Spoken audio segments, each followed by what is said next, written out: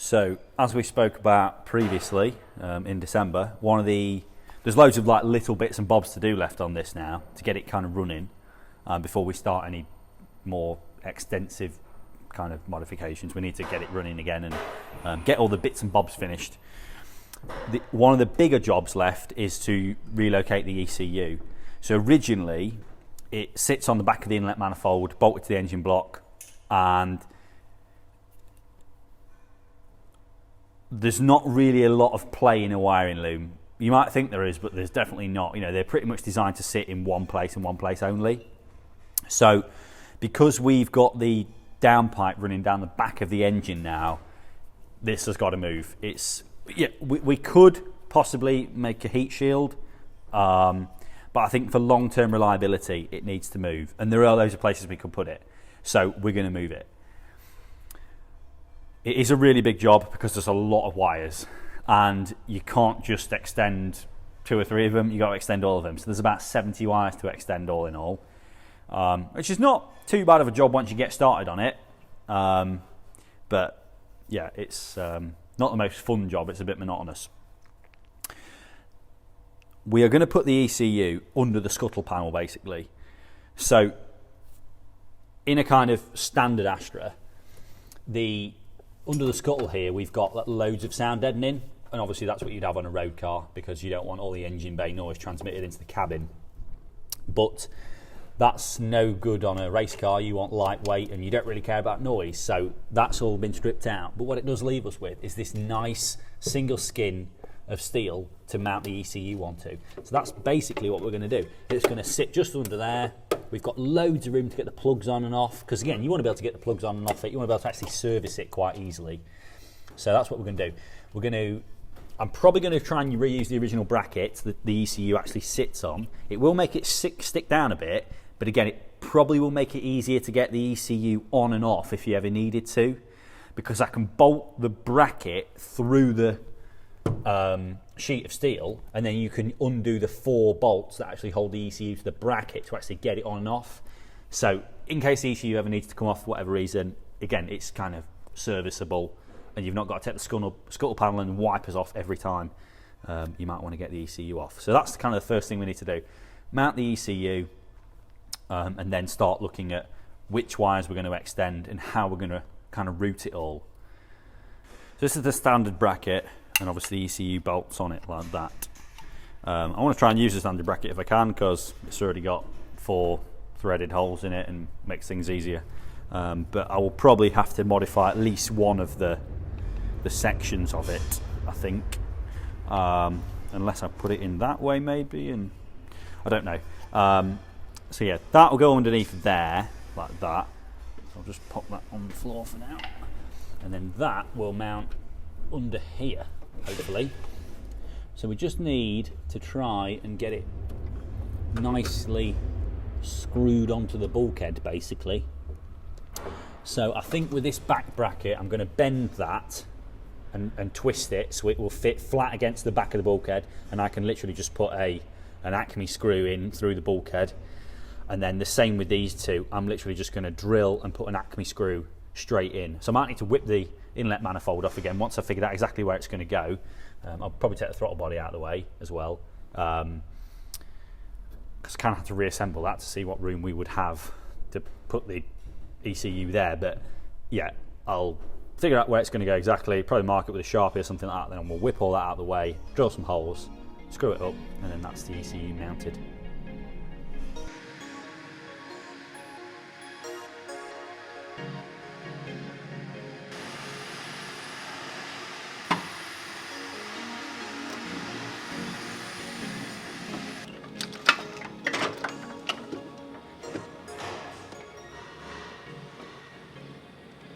Right, so I've got that bracket, that kind of OE bracket bolted up onto the underneath of the scuttle panel now. At the minute I've just got a bolt through here and then a bolt through where there already was one in the bulkhead there. I've obviously twisted and bent the brackets around a little bit, but it's not going to matter because this car ain't ever going back to original, so I don't mind modifying some stuff. We've got that on, and I've got this the body side of the loom plugged in. and of course at the minute it's just kind of stretched across. Now we might be able to get away, I'd hate saying that, but we might be able to get away with not extending this. If we can, I don't want any tension on the wires at all. That's as close to the exhaust as I wanted to bring the ECU, and I'll probably still put some kind of heat shield over it. But I might be able to gain a bit more loom out from under the fuse box, and if I can bring that up, which I should be able to, we're going to get away without extending this side, which is going to save us a lot of work. The only one we will end up having to extend is that, because that plugs in over here, because obviously normally these go together on this side, so that is just connecting up the two sides of the loom outside of the ECU basically. Not sure what it's for, Warren will know. So the next thing is to try and chase out some of that, I think, because obviously that'll save us a lot of wiring extension. Obviously all this is going to get tidied up. It is quite hard to kind of imagine where all this is going to go, but I'm fairly confident we're going to be able to get it away all neat, all nice and neat. So yeah, if we can chase that up a bit, ECU is happy there, so we can chase that up a bit, that'll save us extending this side, and then it's just a case of starting to chop through the loom and kind of rerun it. I'm obviously not going to run the cables that run through the injector plugs out here.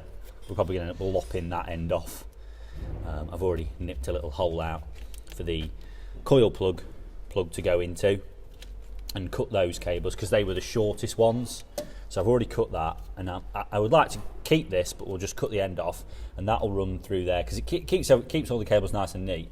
So we will keep that, and we'll keep as many of the, you know, OE type clips as we can, but a lot of them are going to need either extending by quite a lot or shortening by quite a lot. So yeah, chase this out next.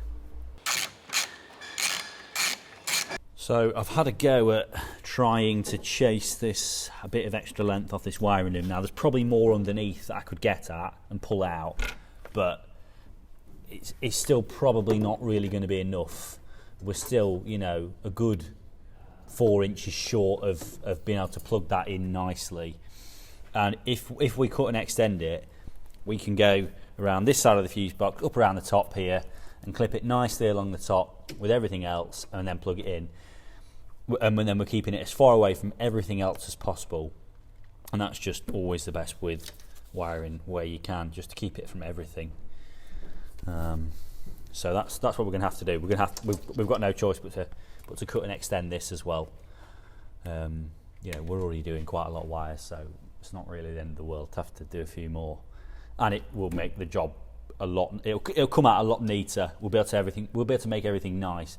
That's the worst thing about moving so many things. Almost all of the sections of the loom are the wrong length.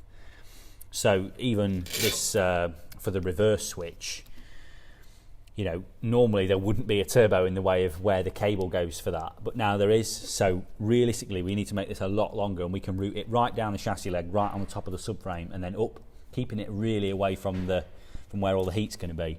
And if we want to make it reliable, we need to keep wiring and things like that away from heat as much as possible. So yeah, we've got more to cut and extend.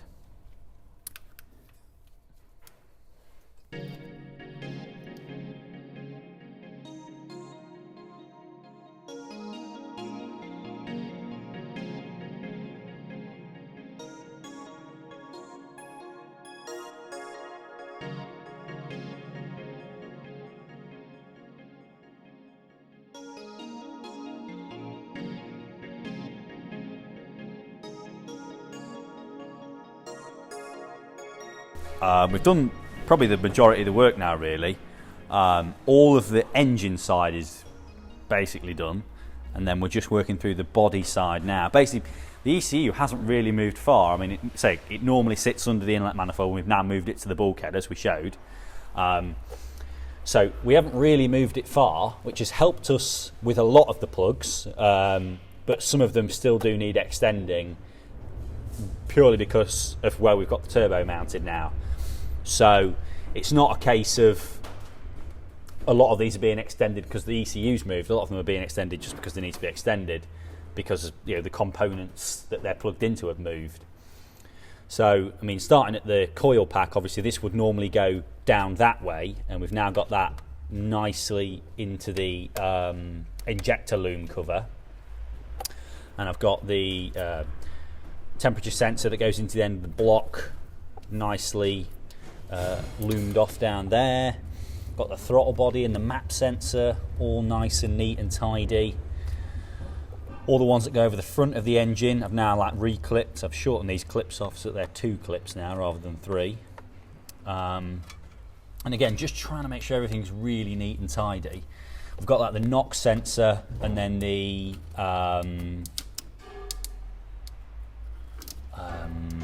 one for the brake vacuum.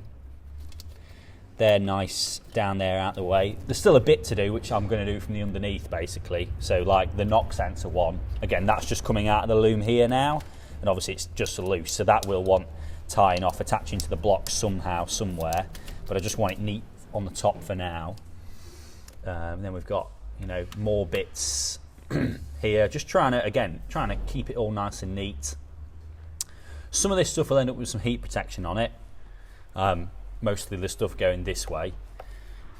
But yeah, so we've now got kind of 2 main parts of the loom which split off from the ECU on the driver's side, and then on the passenger side we've got earth to remount front O2 sensor, the primary O2 sensor, and again most of this stuff will end up with some heat sleeving on it.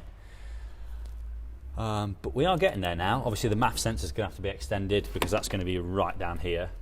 And then we've got the BCS, which should be long enough. I'm kind of thinking I'm going to run that just under here next to the ABS, and I'll probably actually mount that onto the inner wing there. That's kind of the perfect place to put it. You can mount that down on the inner wing, it's out of the way.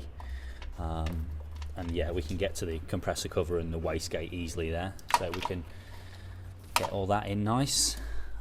We are getting there. Like I say, we're kind of halfway through extending the body side. A few more to do, but it is a bit of a laborious process. The key really is keeping all the colours the same. Luckily, I've done a fair bit of wiring in my time, and I know where to get decent cable from that's all the right colour and size. So if you're doing anything like this, you want vehicle wiring products, they can supply all the cable. And you can just buy a meter as well, which is really good about buying from there. So I bought like a meter of about 35 or 40 different colours. So that's, you know, colours with traces in, and they do have everything, which is really good. And then if you need like 0.5 or 1 or 2 mil cable, again they have all that, and you can just buy it by the meter, which is really good. So yeah, we're getting there. Yeah, just need to keep cracking on with it really. So thanks for watching, and we'll see you next time.